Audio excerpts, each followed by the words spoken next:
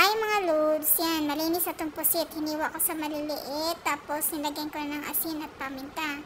Binabad ko saglit, tapos yan, haluan na natin ng harina. Iprito na natin sa mainit na mantika. Moderate na apoy lang. Tapos yan, binabaliktad ko. Ayoko rin kasi ng sunog.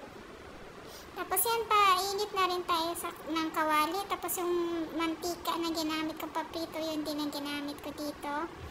Yan, mag-isa tayo ng bawang. Isunod na natin yung sili.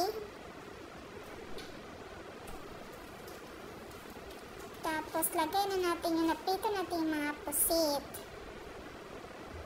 Yan, halo-haloan natin. Tapos isunod na rin natin yung ketchup. Tamang-tama lang. Tapos suka. Tapos tubig. Estimate lang measurement nito mga loads. Tapos yan, mekos-mekos. Mekos-mekos lang natin. Tapos tagyan natin ng konting asukal. Konting asin. Para naman mag-balance yung lasa. Tapos paminta.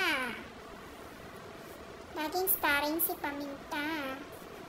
Tapos yan, halo-halo, isunod na natin yung sibuyas at saka yung bell pepper.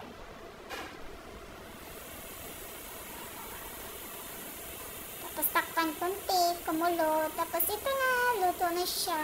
Sweet and sour na pusit. Salamat! See you in the next video. Bye! Salam nyo na mga